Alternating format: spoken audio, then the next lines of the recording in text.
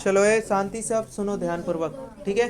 जो मैं क्वेश्चन पूछ रहा हूँ उसको बताओ। पहला जो क्वेश्चन है कि ये देखो, हम लोग भूगोल का जो फर्स्ट लेसन में हम लोग पहला जो पढ़े थे उसके बारे में हम लोग पहले क्वेश्चन को करेंगे, ठीक है। क्वेश्चन नंबर 1 क्या है, सुनेंगे ध्यान पूर्वक। कोयला किस प्रकार का संसाधन है? कैसे संसाधन है? अनवीकरणीय। सबसे पहले बताओ कि संसाधन क्या होता है? मानवीय आवश्यकताओं को पूरा करने वाली सभी वस्तुएं क्या कहलाती है? अच्छा अब बताओ, उपयोगिता के आधार पर संसाधन को दो वर्गों में बांटा गया, एक को अनवीकरणीय, एक को नवीकरणीय। उत्पत्ति के आधार पर जैव अजैव होता है, ठीक है। और उपयोगिता के आधार पे नवीकरणीय, ऐसा संसाधन जिसका मतलब पुनः पूर्ति क्या किया जा सकता है? पुनः पूर्ति किया जा सकता है, तो उस संसाधन को बोलते हैं नवीकरणीय संसाधन। और जिसका पुनः पूर्ति नहीं होता है उसे हम लोग क्या बोलते हैं? अनवीकरणीय संसाधन। तो याद रखेंगे इस प्रश्न का सही आंसर क्या हो जाएगा? नवीकरणीय संसाधन। बोलो बात समझ गए हो कि नहीं? ठीक है, आगे बढ़े। अगला क्वेश्चन तुम्हारे लिए है, दूसरा क्वेश्चन है बताना कि सौर ऊर्जा निम्नलिखित में से कौन सा संसाधन है? पहला ऑप्शन दिया गया है, यहाँ पे 4 ऑप्शन दिए गए हैं। एक मानवकृत या मानव निर्मित बोल सकते हैं, दूसरा पुनः पूर्ति योग्य, तीसरा क्या होगा? जैव, और तीसरा अचक्रीय। तो याद रख लेना, पुनः पूर्ति संसाधन को नवीकरणीय संसाधन भी कहा जाता है, याद है ना। और सौर ऊर्जा जो है एक कैसा संसाधन है? तो याद रख लेना कि एक प्रकार का नवीकरणीय संसाधन है। सौर ऊर्जा, पवन ऊर्जा, ये सभी के सभी नवीकरणीय। अनवीकरणीय संसाधन क्या है? जीवाश्म। जीवाश्म सभी के सभी क्या आ जाएंगे? अनवीकरणीय में आ जाएंगे। सौर ऊर्जा नवीकरणीय होता है, ठीक है। मतलब सौर ऊर्जा की पुनः पूर्ति की जाती है। सूर्य क्या खत्म होने वाला है? सूर्य से ऊर्जा जो मिलने वाली है सौर ऊर्जा, वो खत्म होने वाला है नहीं ना। अगला क्वेश्चन है कि तट रेखा से कितना किलोमीटर क्षेत्र को आर्थिक अपवर्जक क्षेत्र कहते हैं? 200 किलोमीटर का जो क्षेत्र होता है किसी भी तट रेखा से, 200 किलोमीटर, कोई मान लीजिए भारत है, ठीक है। भारत के तट रेखा से 200 किलोमीटर का जो क्षेत्र होगा, 200 किलोमीटर का जो क्षेत्र होगा वही आर्थिक अपवर्जक क्षेत्र कहलाता है। यानी इस प्रश्न का आंसर क्या हो जाएगा? ऑप्शन बी, ठीक है।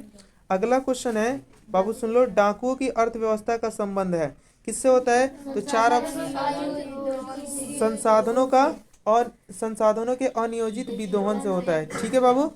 आगे क्वेश्चन आपके स्क्रीन पर दिखाई दे रहा होगा कि समुद्री क्षेत्र में राजनीतिक सीमा के कितने किलोमीटर क्षेत्र जो है राष्ट्रीय संपदा निहित है?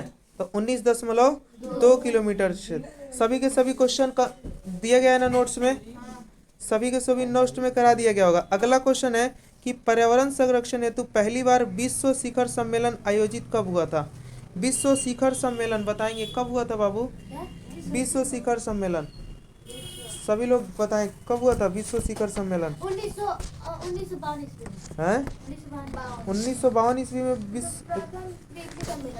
क्या विश्व शिखर सम्मेलन 1972 ईस्वी में हुआ था, ठीक है। 1900 स्कॉटहोम में 1972 ईस्वी में प्रथम क्या हुआ था? विश्व शिखर सम्मेलन। जो तुम बोल रहे थे ना 52 में, प्रथम पृथ्वी सम्मेलन 1992 में हुआ था, ठीक है। 97 में द्वितीय हुआ था और तृतीय 2002 में हुआ था। यानी इस प्रश्न का आंसर क्या था? Option A.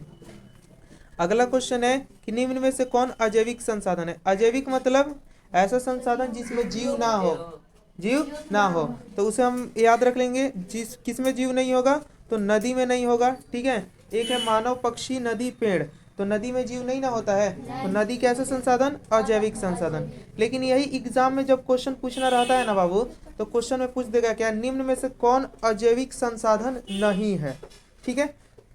अजैविक संसाधन नहीं है इसका मतलब जैविक संसाधन, तो इस बात को भी ध्यान में रखेंगे। अगला प्रश्न बता रहा हूँ, निम्न में से कौन सा अनवीकरणीय ऊर्जा के स्रोत हैं? 4 ऑप्शन दिए गए हैं। पहला है कोयला, दूसरा सौर ऊर्जा, तीसरा पेट्रोलियम, चौथा प्राकृतिक गैस। तो इस प्रश्न का आंसर क्या हो जाएगा? तो बोलोगे सौर ऊर्जा। क्या हो जाएगा बाबू? सौर ऊर्जा। क्या है ये? नवीकरणीय ऊर्जा का एक स्रोत है, ठीक है बाबू। इसके पहले मैंने बता दिया था। अगला क्वेश्चन है, ध्यान से सुनना क्वेश्चन को, कि प्राकृतिक संसाधनों का संरक्षण के लिए 1968 ईस्वी में कौन सा कन्वेंशन हुआ था? 4 ऑप्शन दिए गए हैं। अफ्रीकी कन्वेंशन, वेटलैंड कन्वेंशन, विश्व आपदा कन्वेंशन, या इनमें से कोई नहीं। तो याद होगा अफ्रीकी कन्वेंशन हुआ था। कौन सा हुआ था? अफ्रीकी कन्वेंशन, यानी ऑप्शन ए में जो दिया गया है। ठीक है, अगला क्वेश्चन है कि द्वितीय पृथ्वी सम्मेलन कब हुआ था? अभी थोड़ी देर पहले बताए थे 1992। लेकिन क्वेश्चन कब हुआ था? 97 में हुआ था, 1997 में। लेकिन एक क्वेश्चन पूछा गया कहाँ हुआ था, तो याद रखेंगे यूएसए न्यूयॉर्क में हुआ था। अब पहला कहाँ हुआ था बाबू? तो याद रखेंगे रियो डी जेनेरो। कब हुआ था पहला वाला? तो 1992 में। 1992 में पहला हुआ था। 5 साल बाद यानी 1997 में दूसरा हुआ था, और 5 साल बाद 2002 में तीसरा हुआ था। और तीसरा सम्मेलन कहाँ हुआ था? तो जोहान्सबर्ग में हुआ था। याद है ना? यानी इस प्रश्न का आंसर ऑप्शन ए हो जाएगा। अगला क्वेश्चन है, ठीक है, हम लोग अगले क्वेश्चन को बताएंगे। सौर ऊर्जा निम्नलिखित में से कौन सा संसाधन होता है? तो सौर ऊर्जा नवीकरणीय कैसा संसाधन होता है? 2 बार एक क्वेश्चन आ गया। ठीक है, अब आगे बढ़ते हैं। अगला भी क्वेश्चन वही है, सौर ऊर्जा जो है निम्नलिखित में से कौन सा संसाधन है? नवीकरणीय को पुनः पूर्ति योग्य भी संसाधन कहा जाता है। ठीक है, अगले प्रश्न की तरफ बढ़ते हैं। विश्व पर्यावरण दिवस कब मनाया जाता है?